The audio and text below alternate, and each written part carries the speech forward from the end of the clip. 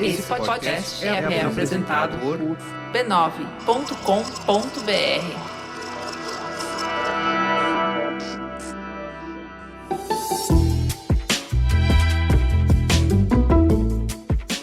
Mamileiros e mamiletes, bem-vindos ao nosso exercício semanal de respeito e empatia. Eu sou a Juva Lauer. E eu sou a Cris Bartz, e esse é o Mamilos, o podcast que faz jornalismo de peito aberto. Vamos pro recado do anunciante? O carnaval tá aí, galera! E o Bradesco é parceiro até na folia. Ele é patrocinador dos maiores carnavais do Brasil. O Carnaval de Recife, o Carnaval do Rio de Janeiro, o Carnaval de São Paulo, o Carnaval de Salvador. E é para celebrar a época mais purpurinada que o banco resolveu conectar todas as comemorações com a cobertura Ritmos que Conectam. Vai ser assim, nessa semana pré-carnaval, as redes sociais do Bradesco vão mostrar todo o frevo, samba e axé que rolam nas festas por aí. Vai dar para pular o carnaval de onde você quiser pelo Instagram @Bradesco. Então anota aí, de 21 a 25, veja tudo pela hashtag Ritmos que Conectam e não perca nenhum detalhe dessa farra boa. E vamos falar da Rede B9 de podcasts? Epa, vamos, porque tem novidade boa no ar.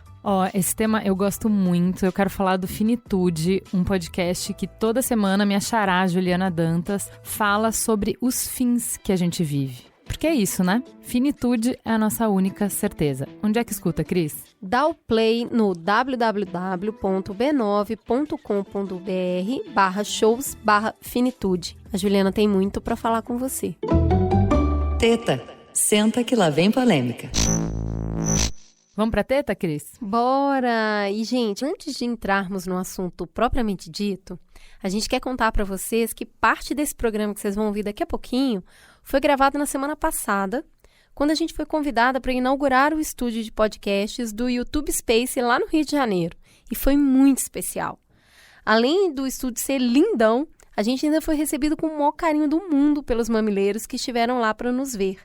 Queremos agradecer ao YouTube o privilégio de inaugurar esse espaço e a gente torce para ele ser muito bem usado por criadores. Agora o assunto é brincadeira, ou nem tanto. Carnaval é tempo de festa, certo? Mas será que é só isso?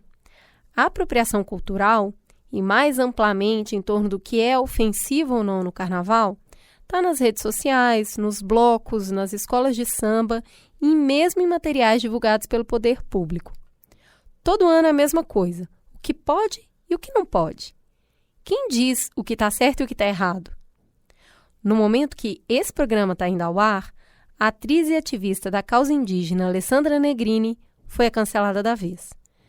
Mesmo tendo ao seu lado a APIB, a Articulação dos Povos Indígenas do Brasil. Mas para que essa discussão agora estragando a festa? Será? Indo na raiz da sua criação, é possível saber que a festividade, o carnaval, foi criado como um pequeno oásis de transgressão e de subversão.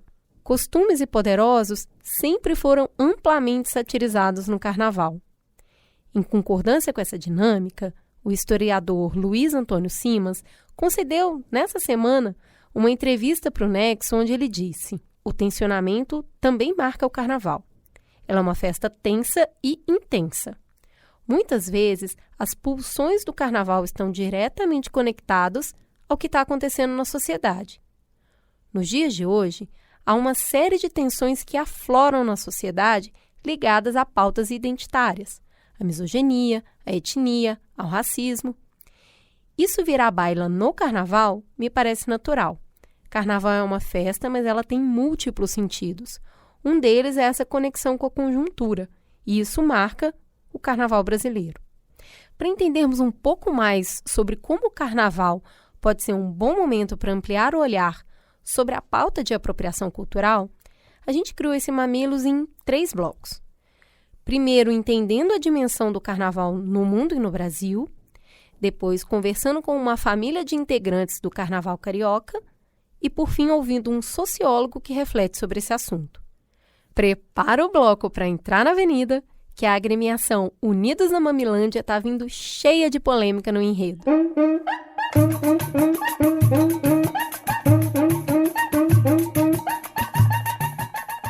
Para iniciar esse assunto, é importante primeiro entender o que é carnaval, ou os carnavais, e qual a relação do brasileiro com essa festa ao longo do tempo e nos dias atuais. Para isso, a gente foi ouvir o Thiago França.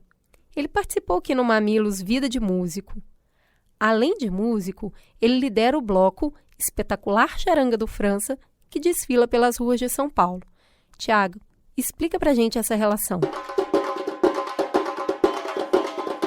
Com o perdão da palestrinha, é claro que aqui no Brasil, na nossa história recente, o carnaval é fortemente associado ao samba. Mas como o brasileiro anda cada vez pior da memória, é inevitável a gente falar um pouco da história para entender o que é o carnaval. Aqui no Brasil, os primeiros indícios são por volta de 1640, 400 anos atrás, de uma festa chamada Intrudo, trazida pelos portugueses. A festa foi criada pela Igreja Católica como uma espécie de permissão de enfiar o pé na jaca nos 3 dias que antecedem a Quaresma. Era o que todo mundo fazia e a igreja oficializou. A inspiração do Intrudo vem lá da Saturnália, Império Romano, antes de Cristo, e sempre com o mesmo mote de ser a festa para se jogar, se perder, como se não houvesse o dia seguinte, e subverter a moral e a lógica da opressão, que ora é da igreja, ora é do Estado, ora é dos dois. Então dá pra dizer que o carnaval tá aí desde que o mundo é mundo e é parte indissociável da nossa existência enquanto sociedade. Tudo isso para dizer que o aspecto mais importante do feriado é a festa, seja como for. E é claro, sempre com muita música. Infelizmente não dá para saber qual foi o hit do verão de 1641, porque não tem registro em partitura dessas músicas, né? Só se registrava música erudita clássica. E tem carnaval no mundo inteiro. Veneza, New Orleans, tem carnaval na França e muito carnaval aqui dentro do Brasil. Um dos maiores clássicos da festa que vem do Rio, a marchinha Abre Alas, da Chiquinha Gonzaga, foi composta em torno de 1890. Isso é quase 30 anos antes da música Pelo Telefone, que é uma espécie de marco do nascimento do samba,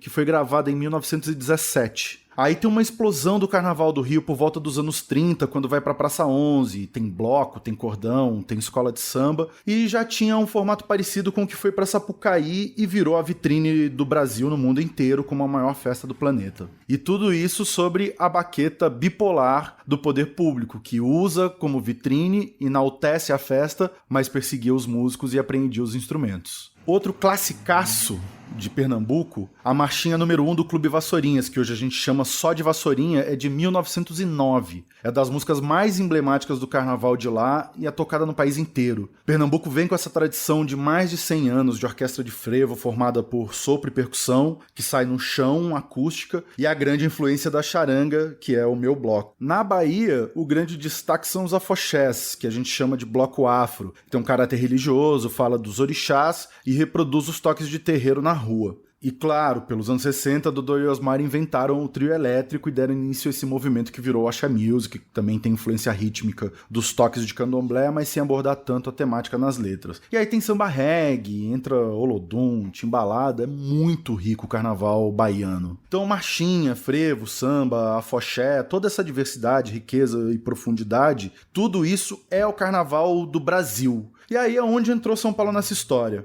São Paulo é o grande caldeirão, é a megalópole que abriga gente que vem do país inteiro e carrega a influência de todos esses cantos. O legítimo aqui é a diversidade, é o carnaval para todos os gostos, desde o cordão dos esfarrapados, que desfila no Bexiga há 70 anos, a Lava Pés, primeira escola de samba da cidade, fundada em 37, até chegar aqui em 2020 com o bloco emo, o bloco punk, com Rita Lee, David Bowie, Caetano Veloso, o bloco do Alceu Valença, e um movimento crescente de fanfarra, que toca desde as marchinhas mais tradicionais até a música pop do rádio dos anos 80 e 90. Tudo que subverte a lógica é carnaval. Tudo que faz dançar, que faz a gente cantar até perder a voz, é carnaval. E tudo é político, ocupar o espaço público, pôr seu corpo nu na rua e exigir respeito é político. Flertar com a utopia de uma sociedade livre, sem julgamento, sem cerceamento de liberdade, é político. Fazer arte, fazer música, incomodar o coro dos contentes,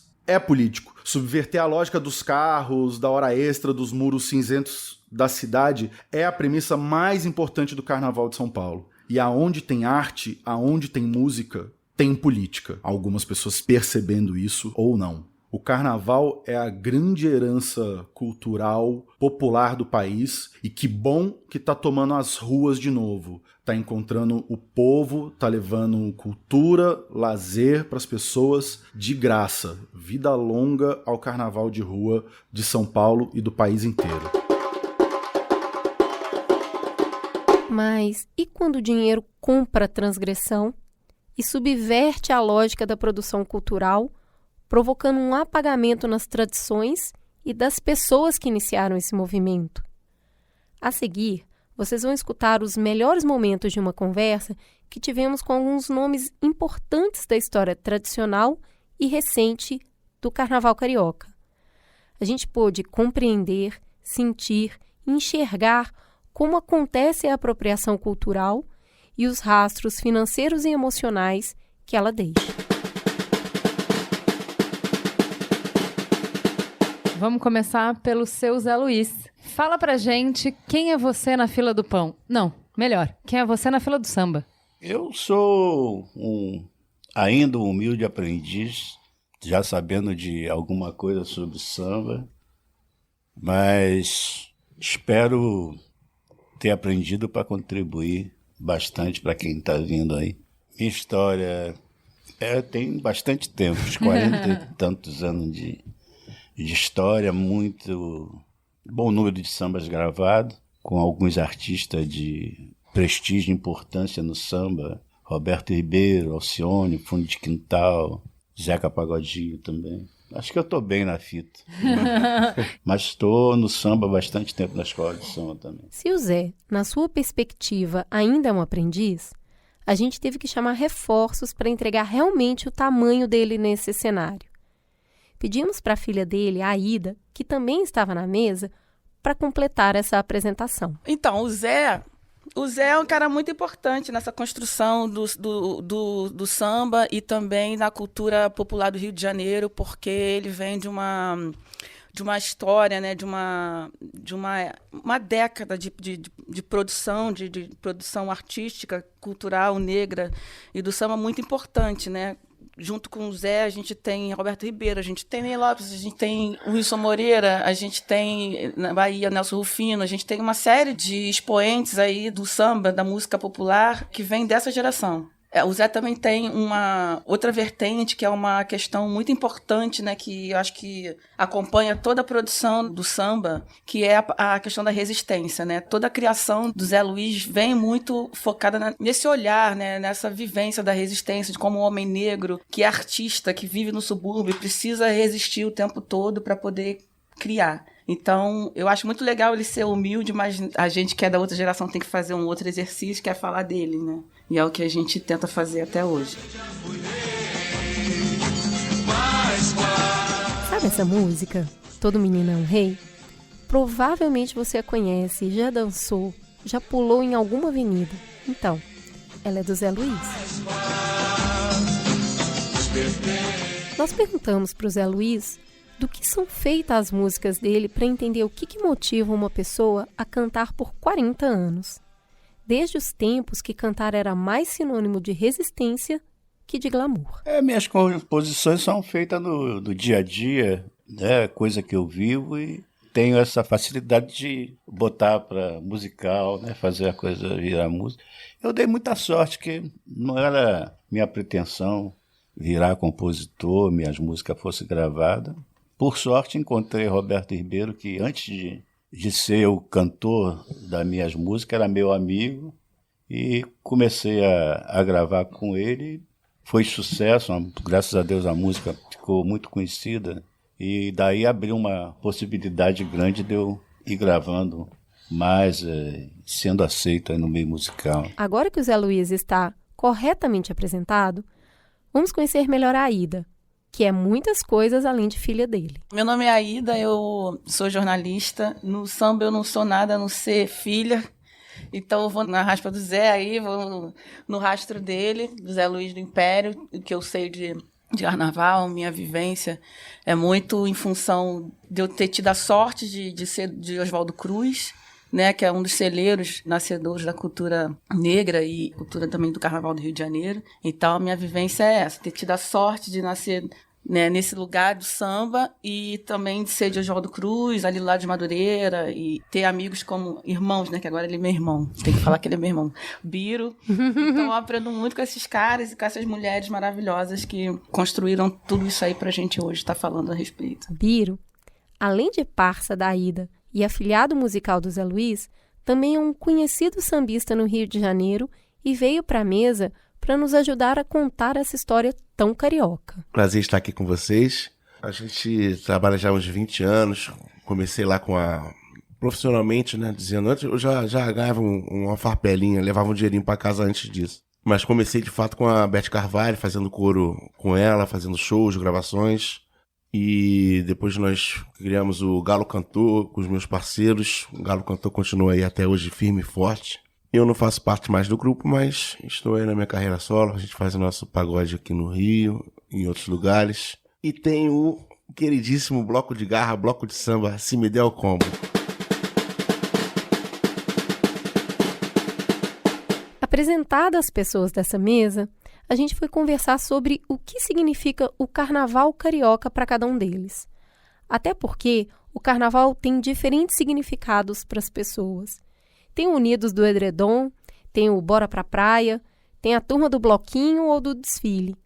Mas para eles, o carnaval é muito mais que uma festa, muito mais que um trabalho.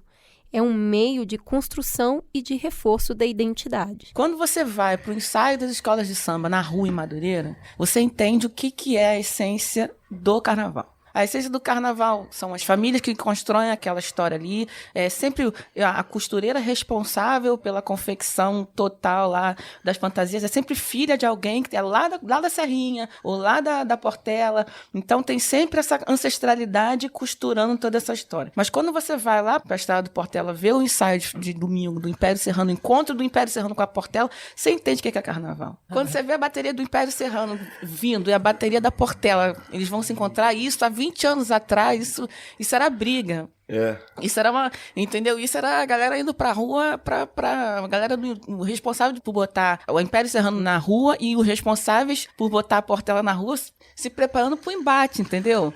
E era um embate que era ali, depois a coisa se resolvia num boteco ali em Madureira, todo mundo bebendo. Então, é uma essência que eu não tenho como te explicar em palavras. Você vê a avó com a pequenininha sambando uma do lado da outra. Essa avó que foi passista 20 anos atrás e a pequenininha que não sabe nem dar 2 passos, entendeu? É o pai que é presidente de uma ala com o filho, é o mestre de bateria se emocionando pela enésima vez, vendo um naipe de agogô tocando o agogô do Império, é o negócio mais bonito do mundo. Então, é isso, o carnaval é isso. E eu acho que é isso que não descaracteriza, né? Isso que garante que haja evolução com a essência. É isso. Meu irmão tem um amigo que é da Europa, não fala nem português, é músico, baterista. Aí a Portela foi campeã e o Império foi campeão no outro grupo, né? No mesmo dia. Aí nós fomos pra Madureira. Eu lembro disso. O maluco, quando saiu do carro, ele já veio ao Rio várias vezes, né? Mas aí tá aqui na Zona Sul, tá no centro, não sei. Quando ele saiu do carro em Madureira, ele tomou um baque. A rua cheia. Ele entendeu. Isso é o carnaval. O que é o carnaval?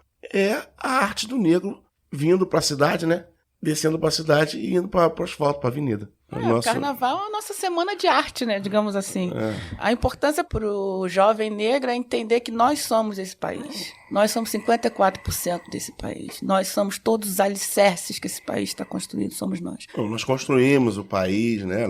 Todas as essências das manifestações culturais somos nós. A origem delas, a essência delas somos nós. Nordeste, né? Então, muito forte também nisso. O Brasil depende da gente, o Brasil é a gente. O jovem negro e a jovem negra estão tendo essa possibilidade de ver quem são essas pessoas, entendeu? Carnaval eu acho importantíssimo, adoro o carnaval, já gostei mais, mas nunca fui de brincar assim, do jeito que o pessoal brinca normalmente, mas sempre apreciei, acho da maior importância. Se não tivesse carnaval, você já tinha se matado. Porque a vida não dá para sustentar, a gente não dá conta da vida sem carnaval. Se o carnaval carioca é uma ferramenta de construção da identidade, o samba talvez seja seu principal instrumento. Para entender como esse samba toca na ancestralidade desse povo, a Ida dá a letra sobre como funciona essa comunicação. Desde muito nova, assim, eu estava no meio do pagode mesmo, 3 anos, estava no meio do pagode, eu chegava em casa a hora que meu pai chegasse, minha mãe chegasse, e eu desenvolvi muita observação, observar as pessoas, né? Essa ancestralidade, as mulheres, a maneira como a mulher preta se comunica, é muito corporal, é uma dança, um gesto, isso não é bem visto, isso é caracterizado, isso é estereotipado como uma mulher escandalosa. Aí quando você vai estudar os movimentos, a dança, a maneira como as pessoas se comunicam nas comunidades, nos vários países africanos, você vê que tem tudo a ver. É racismo. O nome disso é racismo, essa leitura. Então é isso que a gente está tentando romper, essas barreiras, né, na maneira de ser da mulher negra, do homem negro também, né? Essa maneira da gente se comunicar. A gente se comunica assim, vamos fazer um almoço. Assim que a gente se comunica, é assim que a gente fala das questões, os assuntos da família. Vamos fazer um almoço, vamos sentar aqui, tomar uma cerveja e se tiver um instrumento a gente vai tocar, não é não? É assim, a nossa vivência. É só ter um balde. Eu descobri isso. Não precisa ter instrumento. Segundo é só ter um balde. É uma caixinha de fósforo suficiente. Isso. Que ele falou que aprendeu com quem? Seu Wilson das Neves. Então, foi. Uma chapinha também, né? Já pega ali. Acabou. Aí já é uma escola. Formou uma escola já. Acabou de comer o prato ali, pega o garfo e já faz ali. Exatamente. Então, essa é a nossa maneira de discutir nossos assuntos. Essa é a nossa maneira de comunicar. É assim que a gente faz. Fazer o reco-reco na espinha do peixe, né? Qual a importância do sambista como contador da história, como criador dessa narrativa coletiva de quem nós somos? Como é que o sambista nos ajuda a entender quem a gente é? É só ele ser escutado, como eu aqui, mas acho que as possibilidades são bem escassas, né? Que eu não sou chamado para falar sobre. Então, quem fala sobre samba, escola de samba, normalmente não tem muita representatividade, pelo menos os que eu tenho ouvido, né? Então, eu acho que precisa isso, de pegar realmente quem conhece, quem faz. Porque hoje em dia tem muito sambista aí de Google, né? Então, o cara vai lá, pesquisa, e tem de pesquisador aí. Não... mas é uma coisa que está acontecendo natural, não é só no samba, né? Essa possibilidade de você conhecer a coisa rápida, está acontecendo isso. Todo mundo entende, né? O cara nunca jogou bola, por exemplo, mas ele tem um discurso de... Parece que ele joga a bola desde quando nasceu. Mas não... E samba é a mesma coisa. É muito pesquisador, né? Para pouco conteúdo. Então, não tem assim, essa vivência para falar de uma coisa que é muito mais profunda. Saindo um pouco do Google, vamos entender, então, de que vivência eles estão falando. E como essa vivência tem um recorte de realidade particular que retrata a vida dessas pessoas envolvidas no carnaval de uma maneira muito política, na visão de mundo, nas escolhas, nos posicionamentos. Eu venho de uma escola que chama-se Pagode da Tia Doca. Pagode da Tia Doca era uma pastora da Portela, uma das pessoas mais importantes do nome do samba, e eu vi essa mulher, há, 30 anos atrás, construir uma roda de samba, sem saber que ela estava sendo extremamente, eu não vou dizer feminista, porque eu não sei se feminismo dá conta da causa da mulher negra, eu tenho dúvidas em relação a isso, mas ela estava fazendo isso ali, quando ela pega e chama todas as mulheres para ficar na roda de samba, atrás dos músicos para cantar. Ela não admitia que as mulheres que soubessem cantar os sambas ficassem atrás. Então ela estava fazendo esse movimento ali sem saber. E ela construiu aquilo. E eu acompanhei essa mulher. E essa escola que ela iniciou, a gente levou para os nossos pagodes, né? Exatamente. Aqui no Rio de Janeiro, o Pagode do Biro, ele aconteceu durante 5 anos na Tijuca. E era como se a gente estivesse encravando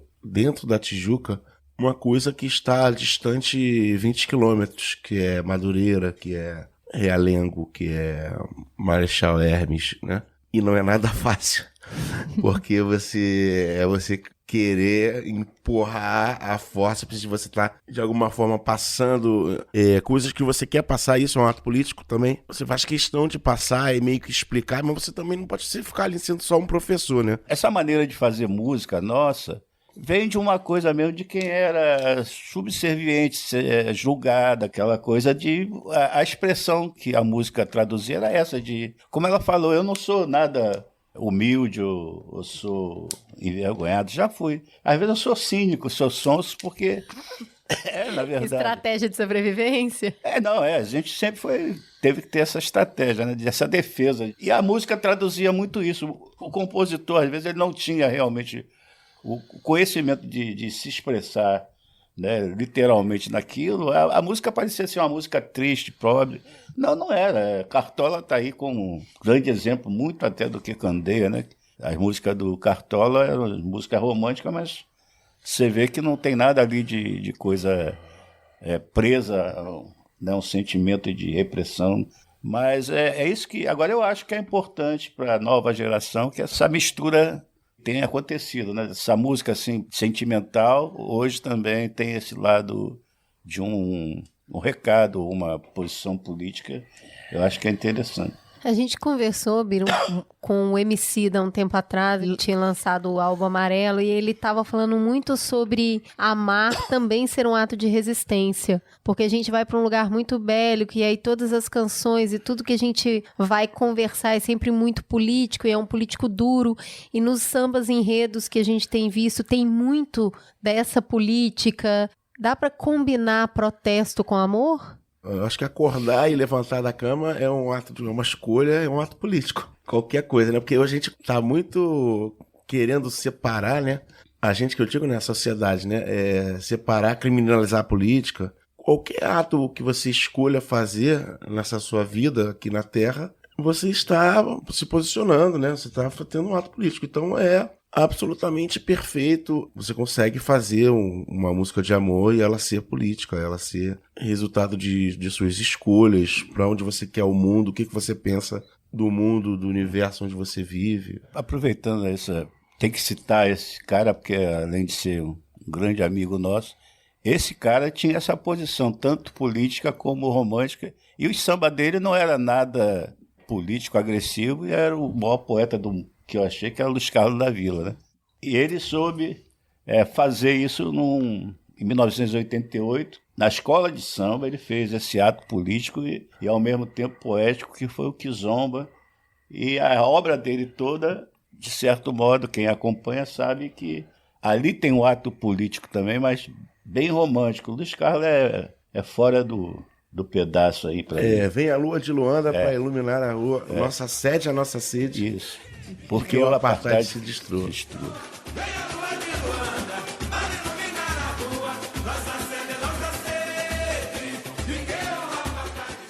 O samba do Biro é um samba que é uma reunião que eu vejo política acontecer ali o tempo todo. Por exemplo, as movimentações na roda de samba, no sentido de você ter mais mulheres tocando, você ter mulheres participando da roda de samba, para mim é um movimento político que está ali, claro, e notório para todo mundo. Eu estou sempre lá no samba do Biro e às vezes a gente está tocando uma música e o Biro para e ele fala: cara, isso aqui é a nossa vida, isso aqui a gente tem que parar para pensar nisso, vamos refletir, a gente vai votar daqui a não sei quanto tempo, isso que a gente está passando hoje, a gente passou daqui a 30 anos atrás, a 40 anos atrás. Então eu acho que o samba, o fazer samba já é um ato político na veia, e essas gerações que estão vindo aí estão exigindo muito esse posicionamento, né? Eu vejo, sabe, essa exigência, principalmente das mulheres pretas, em estarem ali, estarem fazendo, saírem da parte de trás, né? Como se em algum momento elas estivessem na parte de trás, como Exatamente. se desde sempre elas não estivessem à frente, só que não nomeadas devidamente. Então, eu estou vendo muita política nesse sentido no samba. O encontro, necessariamente, ele é feito em volta da música, mas a música vira um pano de fundo, né? Porque nesses encontros tem de tudo. Tem gente da academia, tem gente da vivência, elas se misturam, tem muito filósofo, tem muito advogado, e as pessoas conversam sobre o que está acontecendo. Então, nem sempre, necessariamente, se traduz no que está cantando, mas as conversas que acontecem em volta são muito fortes. O samba eu acho que é um dos espaços mais democráticos que a gente conhece, né, de manifestação cultural, porque é o que você está falando, ali na roda de samba tem todo mundo ali, e em algum determinado momento todo mundo se encontra nessa compreensão daquele refrão, sabe? Ou se você não compreende aquele refrão, alguém vai falar assim: pô, esse refrão está falando disso, está falando daquilo.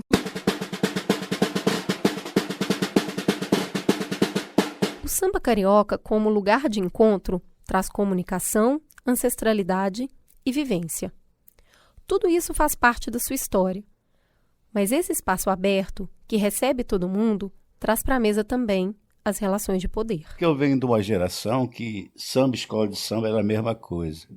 E hoje em dia não tem nada a ver uma coisa com outra. Quando eu conheci samba enredo, o samba enredo era obrigado a ser uma coisa histórica, por exigência da ditadura, do movimento político. você tinha que falar sobre história do Brasil. E era muito importante porque no primário você sabia a história do Brasil todinha através de um samba enredo, né?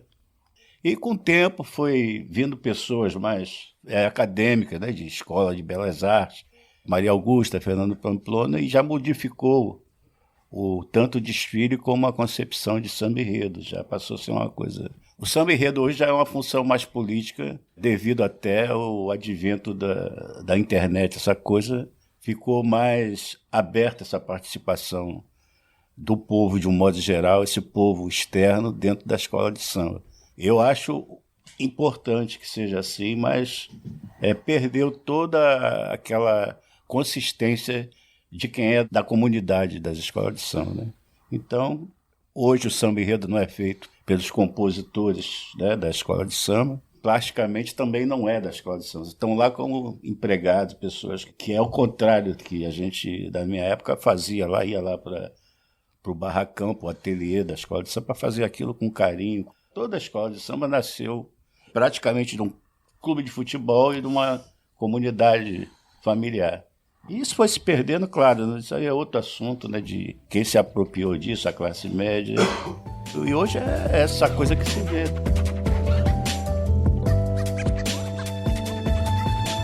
Percebendo essa movimentação, que não é um fenômeno recente, acontece há décadas, em 1975, os compositores Candeia, Ney Lopes, Wilson Moreira e Mestre da do Jongo fundaram o Grêmio Recreativo da Arte Negra e Escola de Samba Quilombo, da qual o Zé Luiz fazia parte. Nessa época aí do Quilombo, eles estavam tentando resgatar essa propriedade, essa autoridade mesmo, de quem faz é quem tem que falar, não é quem vem de fora da academia, sem desmerecer a academia, mas tem uma questão muito importante que a gente tem que ver e tem que colocar no mesmo padrão de importância, quem está na comunidade fazendo não precisa necessariamente ser acadêmico. E é tão importante quanto. Tem um negócio interessante que você está falando, porque você é formada, você é jornalista, você vem da academia. E a gente está falando aqui de conhecimento de vivência, né? Versus esse conhecimento da academia. Você acredita que os dois podem viver juntos? Só tem espaço para um? Não existe versus. O que a gente está querendo dizer aqui é que não existe o mesmo respeito.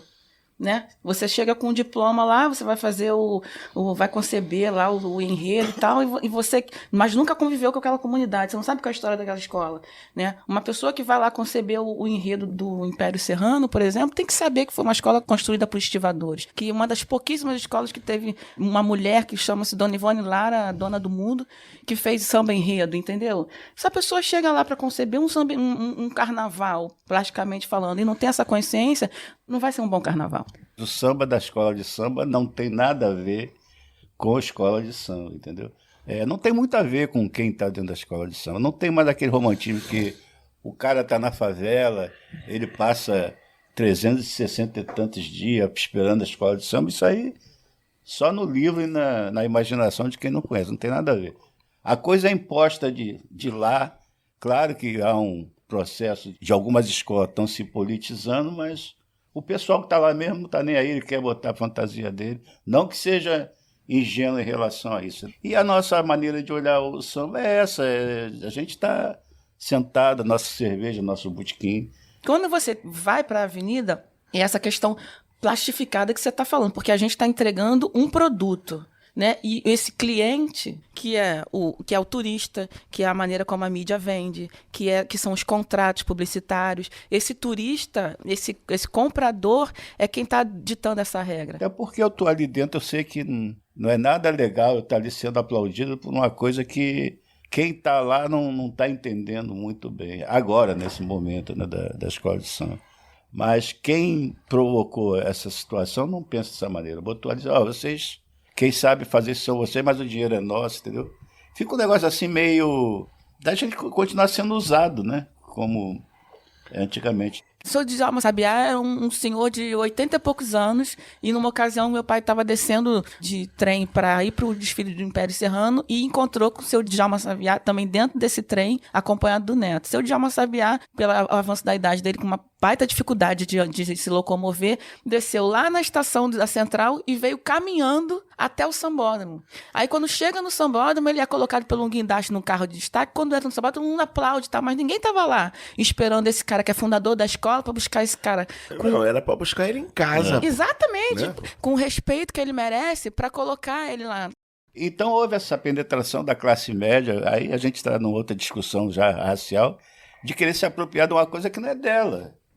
A mulher vai lá, tira o lugar da rainha de bateria porque tem um dinheiro. Ela vai ficar na frente da... Não, ela paga um dinheiro. Não, pois é. Né? Ela não recebe, né?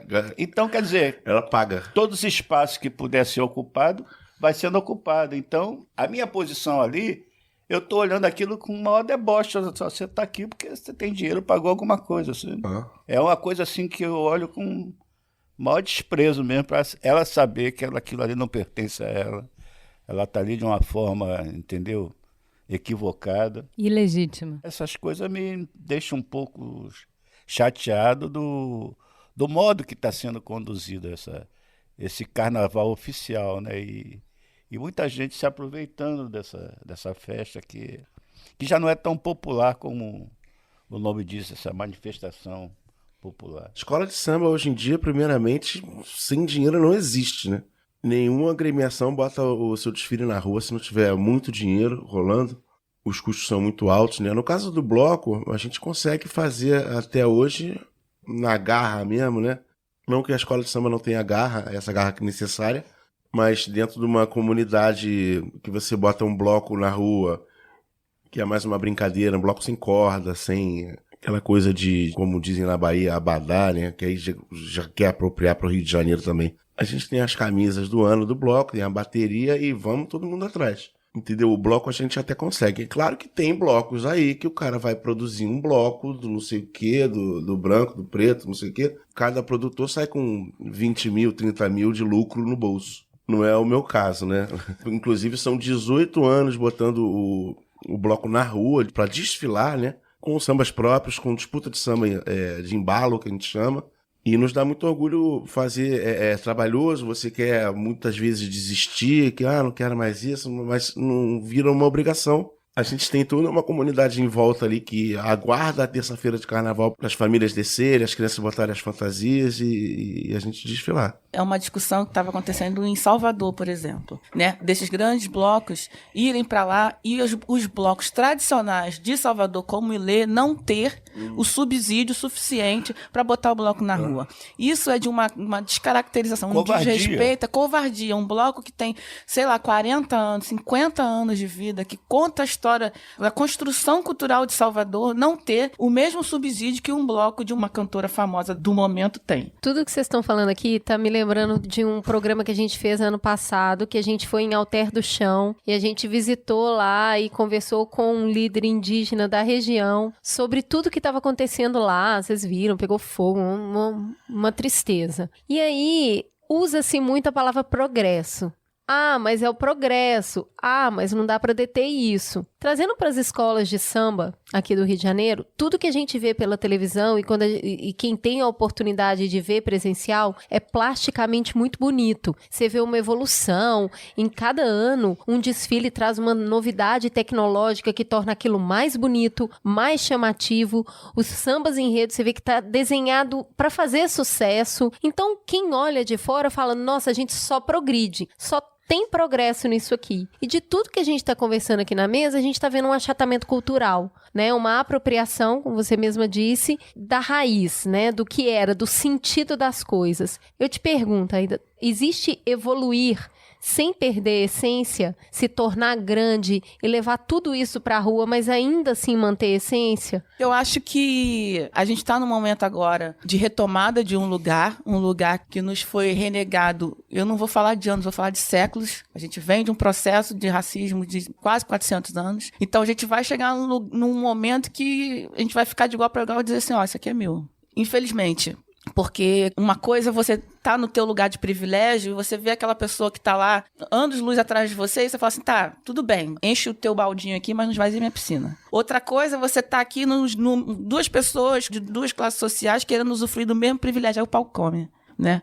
Então, eu acho que quem faz samba com legitimidade vai continuar fazendo. Uma amiga minha, que até vocês conhecem, falou uma coisa muito importante numa reunião que a gente teve, chama-se Amália Cursino, uma fera da comunicação, e ela falou um negócio muito importante, me impactou muito. A solução está nas margens. A solução não está mais nos centros. A solução de tudo isso que a gente está discutindo aqui está nas margens. Então, a gente precisa olhar para as margens e entender o que é a capacidade de inovação, sem apoio nenhum, sem subvenção nenhuma. É só a gente olhar para o funk, por exemplo. O que acontece no funk? A capacidade de reformulação e reconstrução no funk. Há 10 anos atrás, o BPM do funk, há 10 anos atrás, não tinha nada a ver com o BPM de hoje, né? Que é batida por minuto. As inovações que essa galera do funk é capaz de fazer dentro da favela. Então, assim, é muito importante que a gente entenda que as soluções estão nas margens. E hoje, por conta dessa galera que foi para a faculdade, que se formou, que quebrou o ciclo de escravidão dentro das suas famílias, ninguém vai abrir mão. Então, essa galera que tem diploma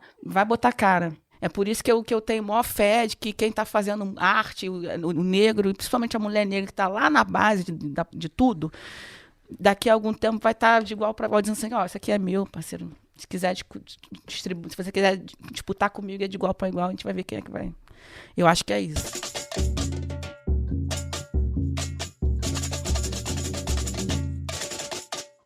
Toda essa conversa que a gente acabou de ouvir mexe com as nossas emoções, com nossos sentimentos. Mas entendemos que a partir dessa experiência seria interessante ter uma visão ainda mais ampla sobre a apropriação cultural.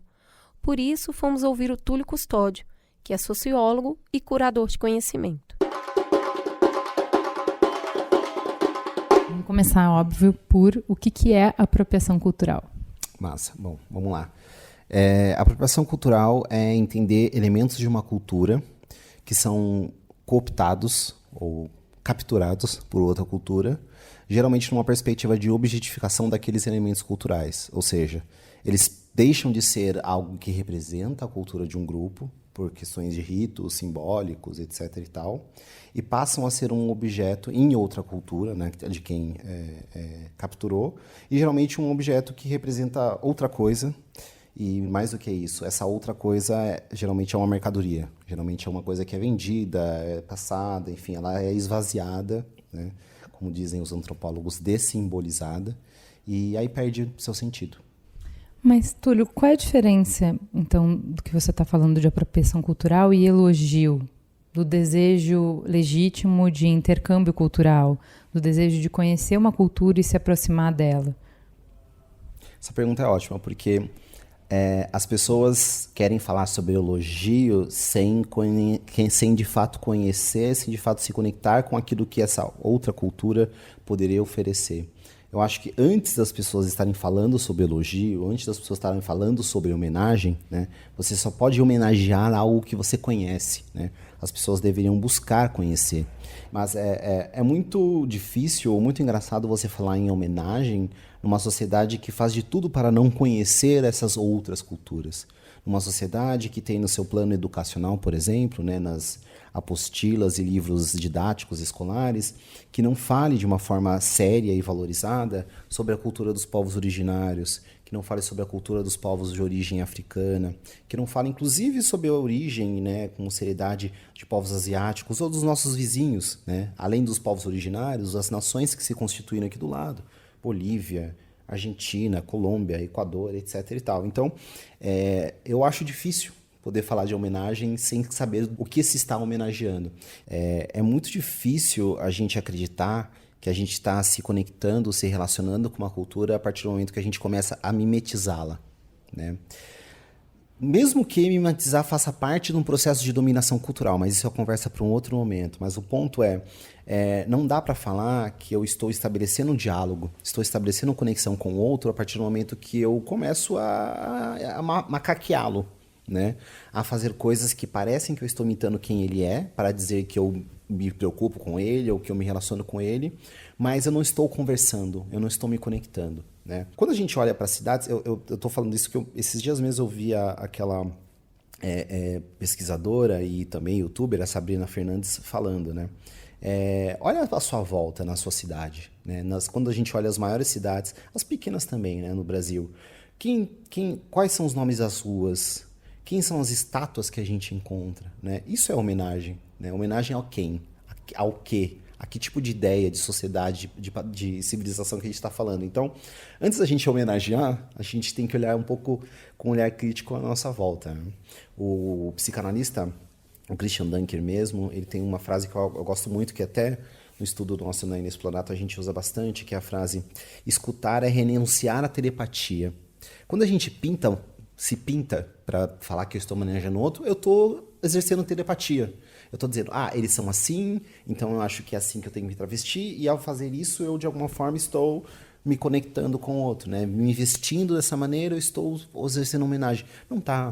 Você não está nem escutando, né? Você não está nem se abrindo para se relacionar com o outro. Entendi.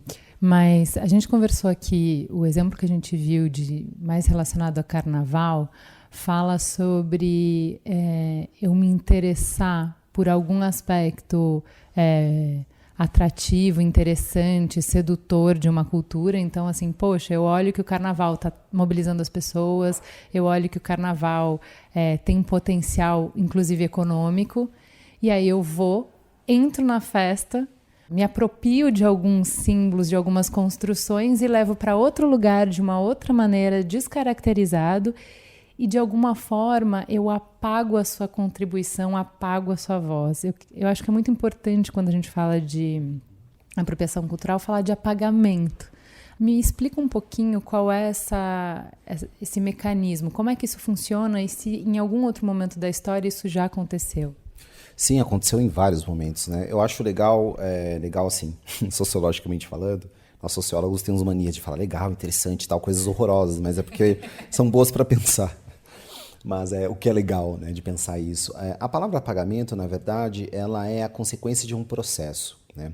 É um processo de dominação e exploração. O primeiro você toma, né, você se apropria, depois você esvazia, e ao esvaziar você apaga o sentido que aquela manifestação, aquele elemento, aquele rito, aquele objeto tinha para a cultura ao qual aquilo fazia parte, né? Isso acontece de cocar a cabelo, a roupa. O Brasil tem uma longa história de apropriação, exploração e apagamento do seu povo. Primeiro porque o Brasil ele sempre se negou enquanto povo, né? A questão de quem compõe o Brasil foi sempre algo muito debatido pelas nossas elites, que sempre entendeu o Brasil como um povo degenerado. Degenerado porque é um povo que partia da premissa da mistura, né? A mistura daquele remanescente europeu que veio para cá, né, e invadiu o espaço, que encontrou povos originários, trouxe os africanos escravizados, e essa mistura toda, né, aos olhos internacionais, era um povo meio degenerado, né? Então isso sempre foi um problema para o Brasil, né, o seu povo. E é muito interessante quando você olha a história do Brasil, principalmente nos últimos 150 anos, você vê a história de apagamento de manifestações que são populares, que são transformadas em alguma coisa que eles chamam de brasileira, mas quando você olha no cerne desse brasileiro, é algo que é esvaziado, é algo que é embranquecido, e aí a gente pode até falar mais o que significa falar em embranquecido no contexto brasileiro, é algo que é restrito, é algo que é elitizado, né? O carnaval aconteceu isso, né? Tem uma letra dos Racionais, no primeiro CD deles, no Voz Ativa, que em dado momento ele fala, né, o carnaval se vendeu novamente e tal. Esse é o reflexo, né? Quando você se apropria de uma coisa, esvazia ela, transforma ela numa mercadoria que começa a circular com valor, com sentido, é a definição mais, digamos, é quase o caso perfeito, o tipo ideal do que é a apropriação cultural, né? O carnaval, para mim, hoje, e acho que também para algumas pessoas que têm falado, escrito sobre, é um exemplo clássico desse processo de apropriação cultural. Você vê dois polos, né? Vamos pensar uma visão ideal do carnaval. O carnaval ele se divide hoje geralmente entre os desfiles das escolas de samba e os bloquinhos de carnaval de rua.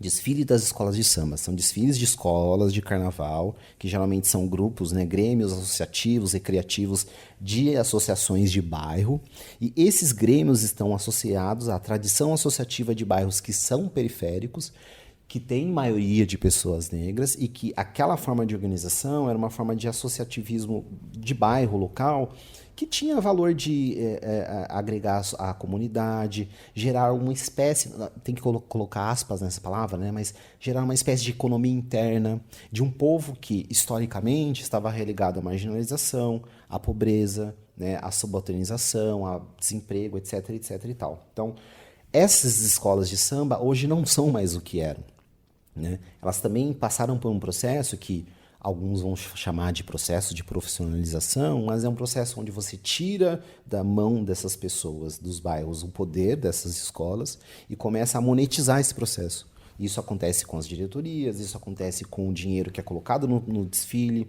isso acontece com a representação das rainhas de bateria e por aí vai. Ou seja, o desfile das escolas de samba, que tinha um processo anterior de pertença, de relação social, cultural, né, de grupo, já não é mais assim, né? Esse processo ele tem a ver com algo que é um modus operandi do modelo civilizacional, de civilização que a gente vive, né? Esse é um modelo que ele é pautado na lógica de colonização, escravidão e imperialismo. Esse modelo aí, né, o que chamamos de um vertiginoso conjunto bonitinho, ele funciona na lógica de ocupar, apropriar, esmagar e tomar para si. Então, mas qual é a diferença disso, por exemplo, para o que a gente sempre fez na história de a gente cria a nossa cultura através de mesclas de culturas diferentes e um aspecto que a gente até tira muito sarro aqui no Brasil é o que a gente faz com comida. Então, que diferença que tem isso do buffet cultural que a gente se serve na globalização?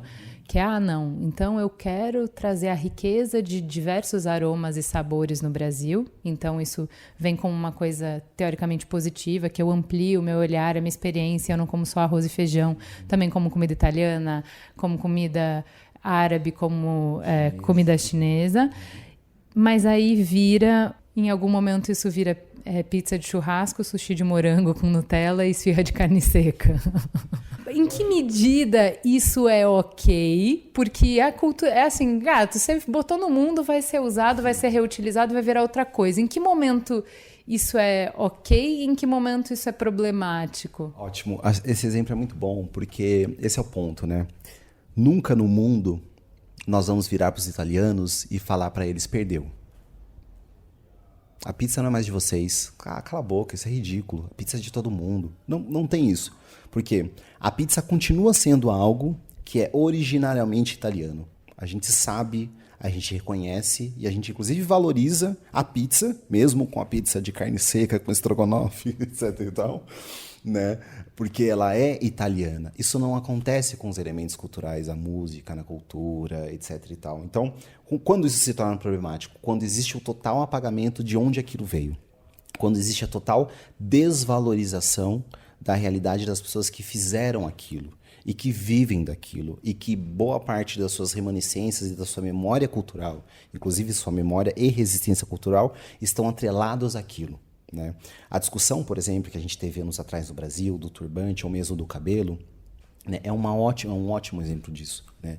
O turbante ele é um exemplo de resistência no contexto onde o turbante conectado com as culturas de matriz africana tem na realidade brasileira. Mas o turbante surgiu com os árabes no século X. Não é sobre isso essa discussão. Então, mas esse é um ponto importante da discussão, porque como é que a gente determina a propriedade cultural de um grupo de pessoas, por exemplo? Porque a gente acabou de falar uma coisa que pizza está ligada à Itália e eu vou conhecer uns 4, 5 que vão ficar muito indignados, que não é bem assim. Então, é difícil você demarcar propriedade de aspectos culturais, né? Porque essa discussão, aí acho que você chegou na palavra que é maravilhosa, porque essa discussão não é uma discussão sobre propriedade, é uma discussão sobre predicado, sobre aquilo que dá sentido àquele sujeito e sobre aquilo que gera, digamos, simbologia, gera reconhecimento, gera identidade, identificação para aquelas pessoas. O nosso problema, ou o problema da sociedade que nós vivemos, é que ela transforma aquilo em propriedade, porque é uma sociedade que só consegue dialogar em termos de propriedade. Porque a propriedade é aquilo que pode ser trocado, vendido, alienado, né? E a gente não consegue alienar, trocar e vender algo que faz parte de quem você é. Eu não posso vender o seu ser mulher, porque isso faz parte de quem você é, né? Então, essa discussão é muito mais sobre reconhecer os elementos como parte de uma cultura, como predicado de uma cultura, e não como propriedade de uma cultura. Mas é muito difícil, porque a cultura ocidental ela é pautada na ideia de propriedade. Ela é pautada na ideia de que se eu posso, eu compro, e se eu compro é meu, né?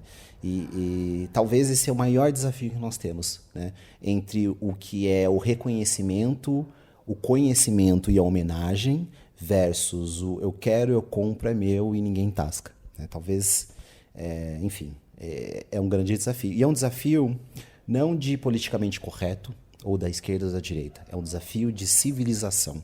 É um desafio de sociedade democrática, plural, enfim, tudo que a gente diz que gosta e precisamos aprender a exercer. Então, é interessante que você está trazendo isso, porque a gente tem o costume, o hábito de, quando a gente vai puxar essa discussão, falando de comportamento de uma pessoa. Qual é a limitação dessa abordagem, de quando a gente escolhe, bom, então a Alessandra Negrini é o problema? A limitação é total, né? Porque esse tipo de coisa que a gente poderia chamar talvez de miopia diante dos problemas, a fulanização, etc. e tal, ela é gigantesca porque é exatamente você não ver a questão estrutural das coisas. É exatamente você não pensar sistemicamente, entender que um ponto aqui, esse fenômeno está vinculado a outro fenômeno, que está vinculado a outro fenômeno, que na verdade está conectado com um problema de forma geral. Ah, Túlio, mas isso é muito abstrato. É simples, né? Os exemplos que a gente fala, as questões pontuais, elas são manifestações de alguma coisa muito maior, né? A sociedade é isso. A sociedade, a gente vai olhar para ela, a gente vai encontrar um fenômeno aqui, um fenômeno ali, um fenômeno aqui, mas quando a gente olha a regularidade desses fenômenos é que a gente consegue identificar e entender um problema, né? Não é sobre Alessandra Negrini, assim como não é sobre a menina do turbante, nem é sobre, provavelmente durante o feriado do carnaval vai ter mais outros milhares de exemplos, e talvez o ano que vem provavelmente vai continuar tendo, enfim. Não é sobre esses fulaninhos, é sobre um sistema que infelizmente continua a apagar, a invisibilizar, a não reconhecer povos, grupos e etc e tal. A individualização, o tornar fulano, é uma estratégia também, que é uma estratégia de reprodução. Porque se a gente fica só pegado em discutir questões individuais, a gente sempre acha, ou a gente tende a acreditar que ao eliminar aquele indivíduo ali, a gente vai resolver o problema. Ele não vai, nunca vai. Mas então como é que a gente dá a volta nisso e consegue conversar sobre problemas que são estruturais? Como é que a gente realmente sai do barulho da espuma e promove conversas que conscientizem, que provoquem, que transformem? Como é que a gente debate estruturas? Eu vou usar a imagem que você criou da espuma, né? Quebrando o copo. Porque quando você está na espuma, né? A parte de cima fica lá, espuma. A hora que você joga o copo no chão e quebra, você vê o líquido que se esparrama. A gente precisa ver o líquido. Trazer esse debate para o debate público constantemente é um caminho, né? Sair, porque isso também é fulanização, né? Só falar disso no carnaval, só falar disso quando tem algum assunto pontual, né? Ah, a menina, a fanfic do turbante, ou não sei o que, de um filme, etc e tal. Não, tornar isso um debate constante, né? Nas redes, nas mídias, nas conversas. Tornar isso assunto de escola, de formação, né? Sair do plano onde só quem está debatendo, por exemplo, questões raciais está falando, falar isso em todos os espaços, em todos os contextos. Eu acho que pode ser uma forma da gente quebrar o copo, né? Para a gente fazer com que o assunto se dilua e a gente tire ele de uma noção de indivíduo, uma noção de fulaninho. Eu acho que pode ser um caminho. Você não acha que existe um risco de, ao propor essas reflexões, quando a gente não consegue ter essa profundidade que você falou, esse espaço seguro que a gente está propondo aqui, onde qualquer pergunta pode ser feita, onde não existe pergunta burra, a gente soar autoritário e arrogante? Sem dúvida, há sempre esse risco. As pessoas não podem esquecer que um dos processos da nossa sociedade é a ampliação da anti-intelectualização, né? É um esvaziamento do sentido da crítica.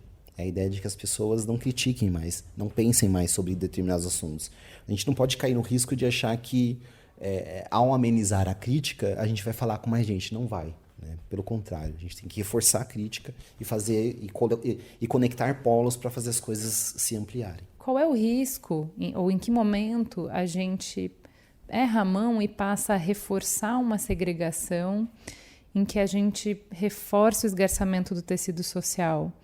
Quando é que, ao investir na valorização de identidades, a gente enfraquece a perspectiva humana do que nos conecta? Eu gosto muito de uma coisa que uma intelectual, e porventura é minha esposa, Stephanie Ribeiro, fala, que a gente precisa ter um olhar crítico sobre a simetria e a assimetria das coisas. Então, é menos sobre quem pode, quem não pode, é menos sobre manter-se no lugar ou não circular para outros, e mais sobre, ok, quem de fato está perdendo nesse jogo? Não é sobre seu bloco de carnaval, não é sobre a fantasia que você quer pôr, é sobre o total. Tem uma coisa também que as pessoas não gostam, mas a gente tem que lembrar, né? Democracia é dissenso. A gente fala de consenso porque a gente está exatamente lidando com o dissenso. O consenso é o discurso público do dissenso, né? Democracia é lidar com o outro, com o diferente. E a partir desse lidar com o outro, negociar a existência, negociar o espaço, negociar pautas, etc. e tal. A gente não quer negociar, porque, óbvio, negociar exige muito esforço, né? Só que, infelizmente, e para mim, muito felizmente, é isso que temos quando a gente fala em democracia, né? Então, a zona cinzenta, ela vai ser sempre cinzenta, porque a partir do reconhecimento das dores, da realidade do dia a dia de todo mundo, vão se criar espaços de negociação, vão se criar espaços de presença, e aí sim, de reconhecimento, de homenagem, e por aí vai, né? É sempre importante lembrar que essas zonas, elas continuam acontecendo. Você tem pessoas que são da elite, que frequentam samba e constroem um espaço ali com sabedoria, com respeito, com reconhecimento. Você tem pessoas brancas que frequentam espaços que são tidos como negros e constroem ali relações de sabedoria, de reconhecimento, de identificação. O ponto é que essas pessoas não são vistas, né? O que está sendo visto são esses processos de propriedade, de eu compro, eu quero, e é isso que está sendo colocado em debate, né? Não a realidade da negociação, que historicamente já existe, está lá e vai continuar, e, enfim, também pode ser problematizada, claro, mas esse geral aí, é esse do eu quero, eu compro que está em jogo, e, enfim, isso aí não é nem a zona cinzenta, né? É anterior, é ainda o processo de apropriação.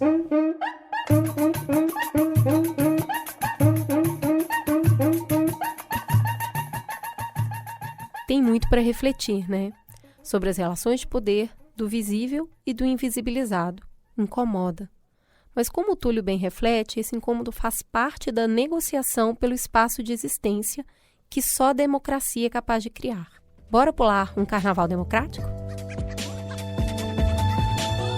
Vamos para a coluna do Perifa Connection? Hoje a gente vai escutar a maravilhosa Nina da Hora. Aê! Sabia que a Nina é cientista da computação e construção pela PUC-Rio. Ela também é criadora do Computação da Hora, participa do PyLates no Rio de Janeiro, e ela também é uma viajante pelo mundo e ainda Tech Lead no Rava Plus. Fala pra gente, Nina, o que você traz essa semana? E aí, galera, salve! Mais uma coluna do Perifa Connection aqui no Mamilos. E hoje eu queria falar com vocês sobre leveza no caos. A gente está vivendo um verdadeiro caos no Brasil. Não que os outros anos não tenham sido caos, mas parece que a gente está tendo noção, de fato, de todos os problemas, e não só os problemas que dizem respeito à nossa comunidade, que têm acontecido com o nosso país. É problema no transporte público, eu sendo do Rio de Janeiro, é crise na água, é crise na saúde, é uma violência que parece que cresce a cada dia, crise na segurança pública, crise na educação pública, e a gente, crise na mobilidade urbana, crise nos transportes públicos,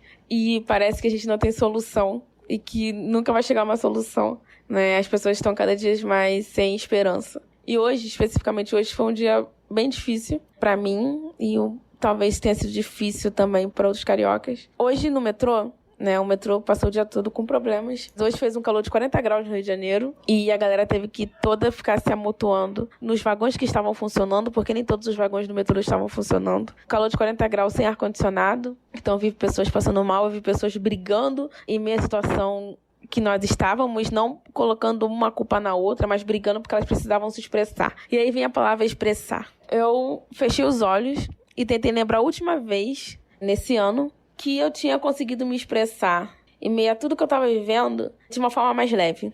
E aí me veio na cabeça o show do Emicida, que foi a primeira vez que eu vi o show do Emicida esse ano, num festival que teve aqui no Rio de Janeiro, no Festival Espanto. Eu estava com os meus amigos lá. Eu tentei lembrar todas as sensações que eu senti assistindo aquele show. Todas as sensações que eu senti ouvindo as minhas músicas ao vivo, ele cantando ao vivo, com os meus amigos. A gente, cada um de uma parte da periferia do Rio de Janeiro, mas nós estávamos juntos ali, assistindo aquele show, fomos embora juntos e nós curtimos juntos. E por poucas das primeiras vezes esse ano, que já começou bastante atarefado pra gente, a gente estava ali somente se divertindo, ouvindo as nossas músicas favoritas.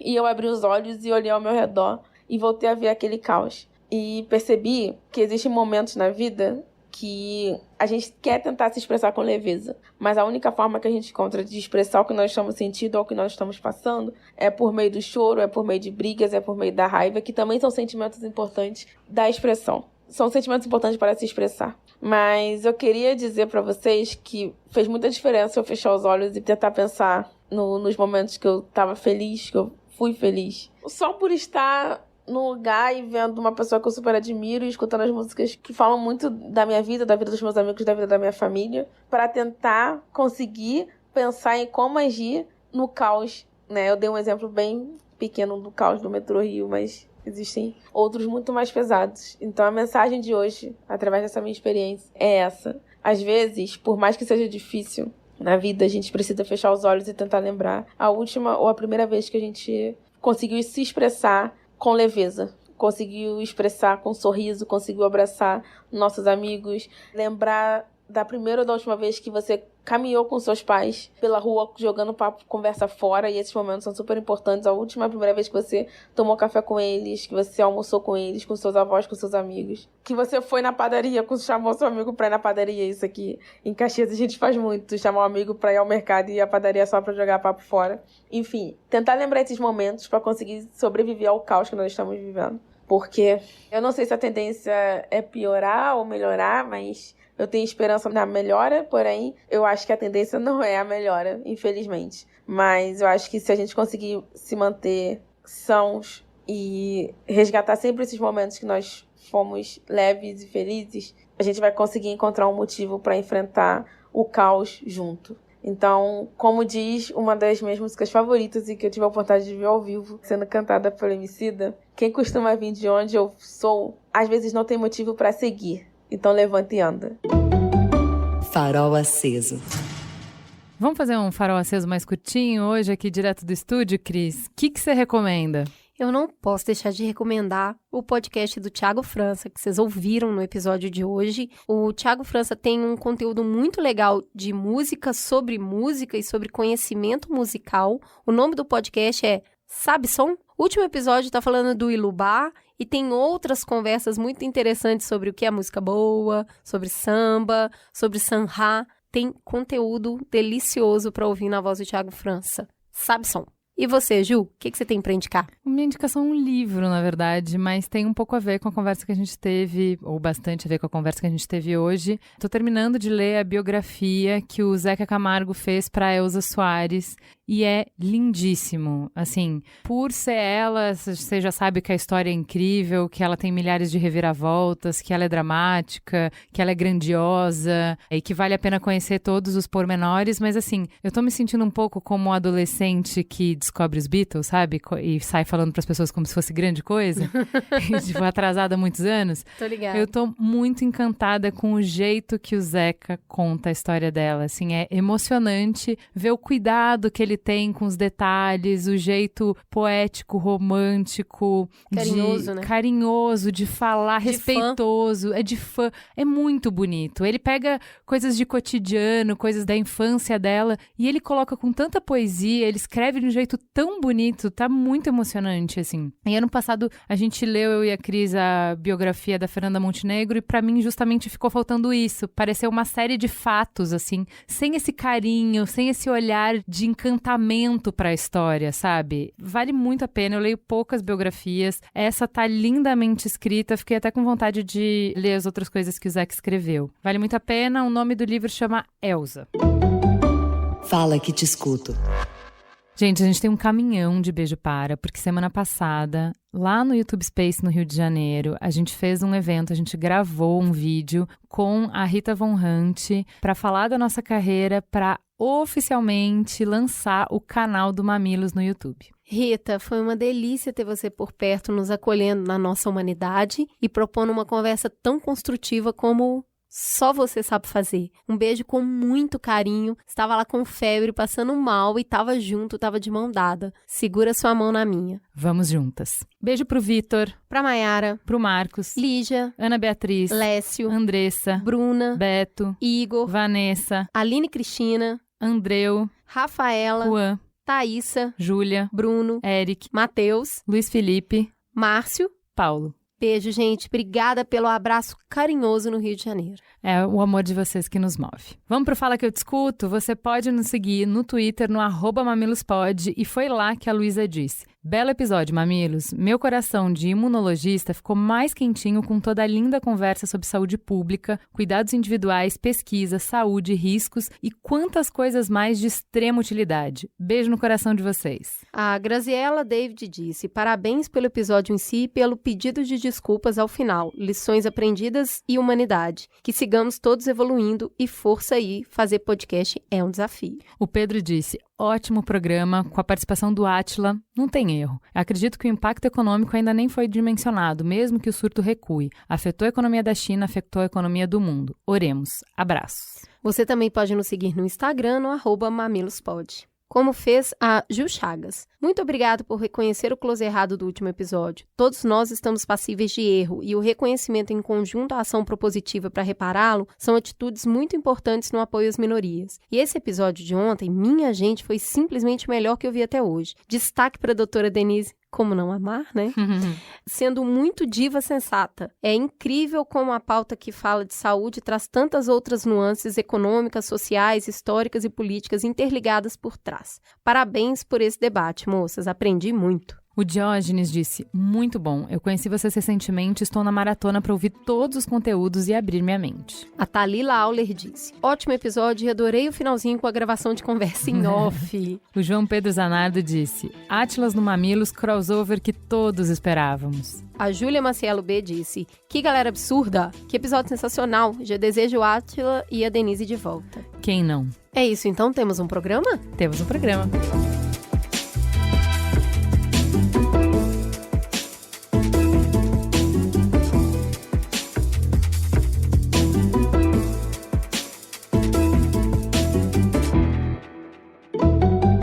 Mamilos, jornalismo de peito aberto.